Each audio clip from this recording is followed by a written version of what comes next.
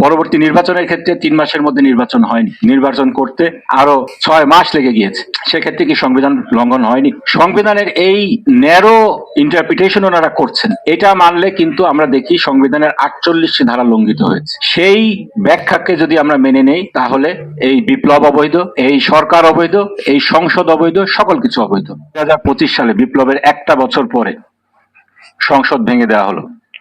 কার পরামর্শে সেদিন ভেঙে দেওয়া হয়েছিল?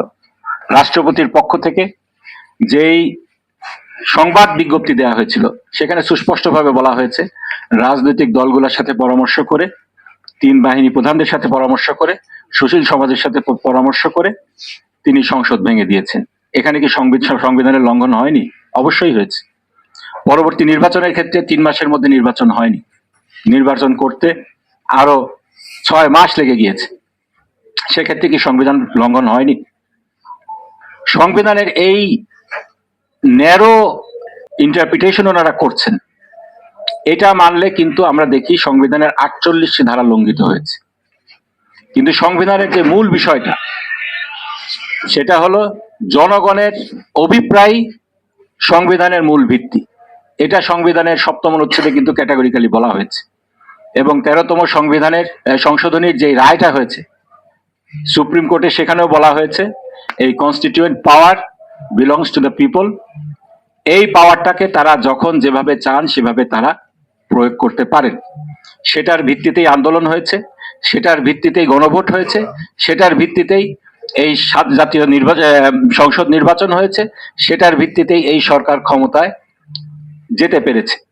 যদি আমরা সংবিধানের যেই ব্যাখ্যা আজকে দেয়া হচ্ছে, যেই ব্যাখ্যাকে পুঁজি করে অবলম্বন করে আজকে জুলাইয়ের সনদের বাস্তবায়নকে কালক্ষেপণ করে হতে দেওয়া হচ্ছে না, সেই ব্যাখ্যাকে যদি আমরা মেনে নেই তাহলে এই বিপ্লব অবৈধ, এই সরকার অবৈধ, এই সংসদ অবৈধ, সকল কিছু অবৈধ।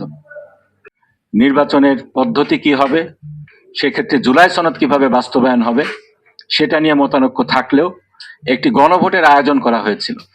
সেই গণভোটে ভোটারদের 70%-এর কাছাকাছি তারা হা ভোট দিয়ে জুলাই সনদ বাস্তবায়নের পক্ষে তাদের মতামত পেশ করলেন।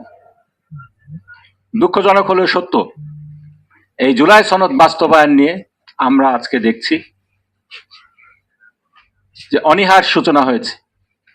জুলাই সনদের বিভিন্ন বিষয়কে বিতর্কিত করার জন্য বিভিন্ন সেক্টর থেকে কিছু লোক উঠে পড়ে লেগেছে, বিশেষ করে সরকারি দল। যেই জুলাই সনদ কিভাবে বাস্তবায়িত হবে তার একটি সুস্পষ্ট রূপরেখা জুলাই সনদ বাস্তবায়ন আদেশের মাধ্যমে দেয়া হয়েছিল, যার অধীনে একটি নির্বাচন হয়েছে। সেই জুলাই সনদ বাস্তবায়নের পদ্ধতিকে তারা সম্পূর্ণরূপে উপেক্ষা করে এটাকে বলছে ফ্রড অন কনস্টিটিউশন, জাতির সাথে প্রতারণা। এভাবে জুলাই সনদকে বিতর্কিত করা হচ্ছে, বাস্তবায়নের ক্ষেত্রে কালক্ষেপণ করা হচ্ছে। News desk অন্যধারা।